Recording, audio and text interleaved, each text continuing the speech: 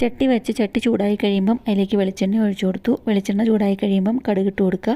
കടുക് പൊട്ടിക്കഴിഞ്ഞ് കഴിയുമ്പം ചെറിയൊരു സവാളയും കറിവേപ്പിലയും ചുവന്ന മുളകും കൂടിയും ശരിക്കൊന്ന് മൂപ്പിച്ചെടുക്കുക. സവാളയെല്ലാം ശരിക്കൊന്ന് മുരിഞ്ഞു തുടങ്ങുന്ന സമയത്ത് ഇതിലേക്ക് പൊടികൾ ചേർത്ത് കൊടുക്കണം.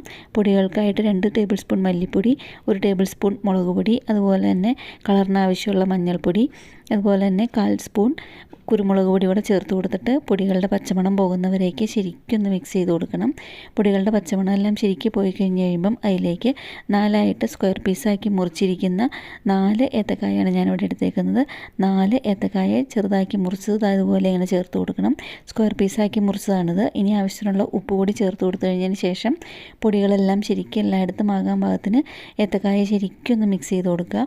ഏത്തക്കായ ശരിക്കും മിക്സ് ചെയ്ത് പൊടികളെല്ലാം എല്ലായിടത്തും ആയി കഴിഞ്ഞതിന് ശേഷം ഇതിലേക്ക് ഒരു 1/4 ഗ്ലാസ് വെള്ളം ഒഴിച്ചു കൊടുത്തു കഴിഞ്ഞിട്ട് ഇതൊന്ന് കുറച്ച് സമയം 2 മിനിറ്റ് ഒന്ന് അടച്ച് വയ്ക്കുക. അപ്പോൾ ശരിക്കും വെന്ത് കിട്ടും. അപ്പോൾ ഇനിയിപ്പോൾ 2 മിനിറ്റ് മതി, ശരിക്കും വെന്ത് കിട്ടും. ഇപ്പോൾ ഏത്തക്കായ വെന്ത് കിട്ടിയിട്ടുണ്ട്. ഇനിയിപ്പോൾ ഇതിലെ വെള്ളം കുറച്ചും കൂടെയും ഒന്ന് വറ്റി കഴിഞ്ഞതിന് ശേഷം നമ്മൾക്ക് ഇതിലേക്കൊരു അരപ്പ് ചേർത്ത് കൊടുക്കാനുണ്ട്. വെറുതെ തേങ്ങ അരച്ചിട്ടുള്ള അരപ്പാണ്. തേങ്ങ മാത്രമേ അരച്ചിട്ടുള്ളൂ, വേറെ ഒന്നുമില്ല.